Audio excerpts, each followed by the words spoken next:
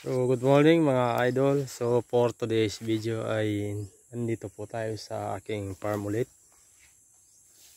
Pangbisitahin natin kung kailan tayo mag-schedule ng harvest. So sad to say mga ka-farmers, ito po yung hinabutan natin. Blessing. Pero meron ding kasamang sadness. So ito yung malungkot, mayroong natumba. So hindi kinaya yung hangin kahapon. Siguro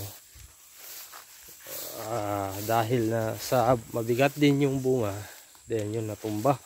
So yan, nagsitumbahan na. So yan yung problema dito mga ka-farmers. So may natumba, buti kung walang tubig. Ngayon may tubig siya pero hindi naman malalim. Yan po, ay may tubig talaga. Yan, tubig, problema natin dito ka-farmers. So yan, kung makikita nyo sa video yan, marami. Malakas po kasi yung hangin dito kahapon. So yun ang nagsabay pa yung ulan sa hangin. Yan o ka-farmers. So mabuti ito kay dito banda sa taas yung natumba. Kaya siguro hindi na natin ito patagalin. Baka bukas pwede na. Yan, karami ho. Malawak isang kahon ito.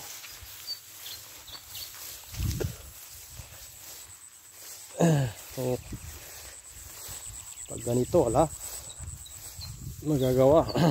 Gawin lang natin ito, i-drain ng tubig.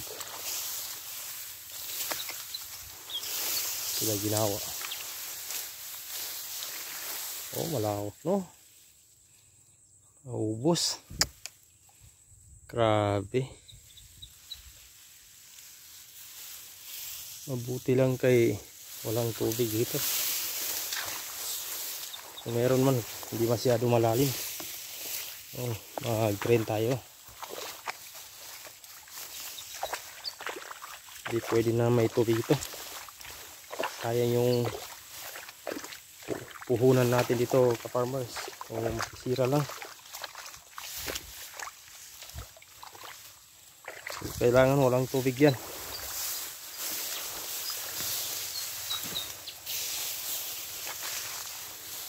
Yan o.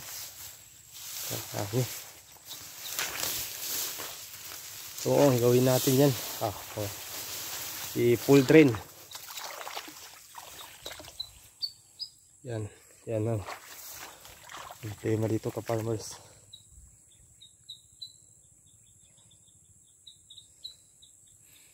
So tignan ko daw dito. Ito po ay palay natin, triple to. So malakas yung pagbunga niya. Imbis na mag-harvest pa tayo sa gusto natin na edad, wala na. Hindi na to aabot. So dito lang yung short video natin ka-farmers, kay lahat po ng mga kahon dito i-open ko. Then dito sa pinanggalingan ng tubig, i-close natin. So yan. Kaganda po ng bunga niya ka-farmers. Sayang. So i-close natin dito.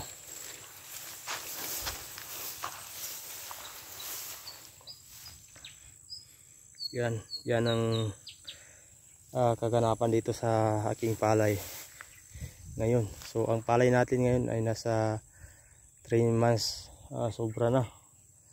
Malapit mag 100 days.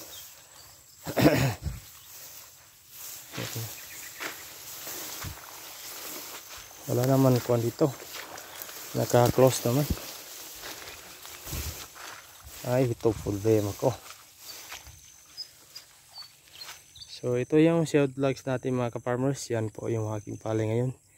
So alhamdulillah, so medyo malakas, kaso lang natumba. So sige lang, try natin i-revive.